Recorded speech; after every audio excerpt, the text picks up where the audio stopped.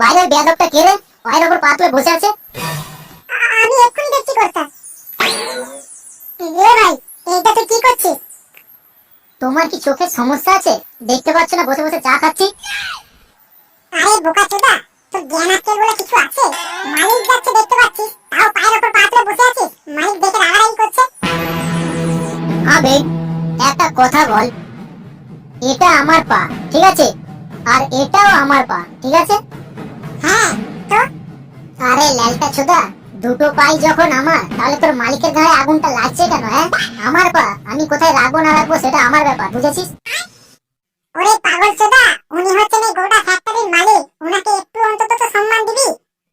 কেন রে বাঞ্চোত, তোর মালিক আমাকে কাজ করার টাকা দেয় না সম্মান দেওয়ার টাকা দেয়?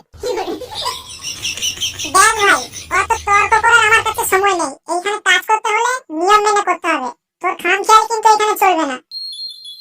তাই নাকি? হ্যাঁ, একদম। দেখ ভাই, আমি তো নিজেকে চেঞ্জ করতে পারবো না, কাজটাই লাউড়া চেঞ্জ করি, কি বলিস? নে রে, এবারে মুখটা বন্ধ করে চটপট আজকের হাজিরির হিসাবটা কর। হ্যাঁ হ্যাঁ, করছি করছি। এই নে তোর দুদিনের রোজের টাকা। এই টাকাটা নে। এই টাকাটা তোর মালিককে গিয়ে দে, আর বল সোনাগাছি চলে যেতে, সেইখানে দেখবি অনেক সম্মান পাবে তোর মালিক। পুষ্পা, পুষ্পা রাজ, তোর সম্মানের কপাল চুদি লাউড়া। এত অ্যাটিটিউড নিয়ে হয় এ একদিন পুরো দুনিয়া রাজ করবে, আর নয়তো পুরো দুনিয়ায় একদিনের দাঁড় মারবে। কি রে, তুই আবার কোথায় যাচ্ছিস? ওই পুষ্পাটার কথাগুলো আমি এখানে দাঁড়িয়ে দাঁড়িয়ে শুনছিলাম। সত্যি বলছি, পুরো মন ছুঁয়ে গেল। তাই আমিও এখানে আর কাজ করবো না, যাচ্ছে পুষ্পাটার সঙ্গে। ওরে বোকাচোদা, তুই গিয়ে কি করবি? তোর তো গাড়ি এখনো ঠিক মতো ভালো বেরোয়নি।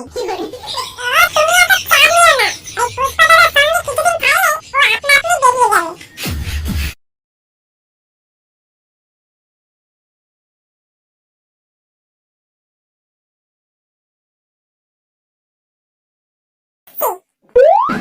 এ কি পটল, তুই এইখানে? ধরো, আমি এখানে কাজ ছেড়ে দিয়ে চলে এসেছি। এখন থেকে আমি তোমার সঙ্গেই থাকবো। আরে বাবা, আমার সঙ্গে থাকবি মানে? দেখলি তো আমি এক্ষুনি কাজ ছেড়ে দিয়ে চলে এসেছি। হ্যাঁ, আমি জানি তো। ওই রতনদা বলছিল তুমি নাকি একদিন পুরো দুনিয়া রাজ করবে, তাই আমি তোমার সঙ্গে থাকতে এসেছি। হ্যাঁ, কি বললি? পুরো দুনিয়ায় আমি রাজ করব? আচ্ছা ঠিক আছে, আজ থেকে তুই আমার সঙ্গেই থাকবি। আরে হারামদা যে। হ্যাঁ গো, আমি কি করবো বলো তো মাসি?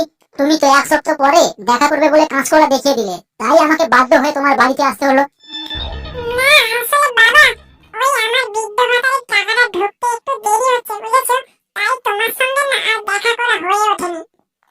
আচ্ছা মাসি, এই যখনই মাসের ভাড়া দেওয়ার সময় হয় তখনই তোমার নানা রকমের অজুহাত শুরু হয়ে যায়।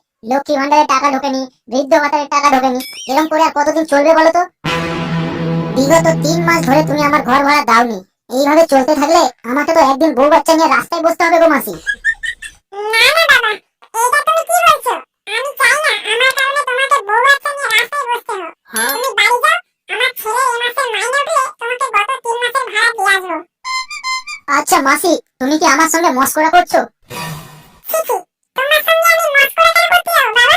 না, ওই পুষ্পার মাইনের কথা বললে তাই বললাম। তোমার ছেলে তো আজকে 1 সপ্তাহ হলো কাজ ছেড়ে দিয়েছে, তাহলে মাইনেটা কি পোঁত মারিয়ে নিয়ে আসবে? কি বলছো গো? আমার কথা যদি বিশ্বাস না হয়, ওই তো শুয়ে আছে, জিজ্ঞেস করো। আরে তুই 1 সপ্তাহ আগে কাজ ছেড়ে দিয়েছিস? কি রে, কানে কথা যায়নি? কাজ ছেড়েছিস বলবি তো নাকি? আহ, বেশি চিল্লিও না তো, একটু শান্তিতে ঘুমাতে দাও। বলছি কি বাবা, আমাকে আর কটা দিন একটু সময় দাও না, আমি কথা দিচ্ছি তোমার সব টাকা আমি শোধ করে দেবো। আচ্ছা ঠিক আছে, আমি আর একটা দিন তোমাকে সময় দিলাম মাসি। কালকে সন্ধ্যের মধ্যে যদি আমার 3 মাসের ঘর ভাড়া আমি না পাই, তাহলে কিন্তু ঘাড় ধাক্কা দিয়ে ঘর থেকে বের করে দেবো বলে দিচ্ছি। তখন ওই কান্নাকাটি করলেও কিন্তু আমি শুনবো না।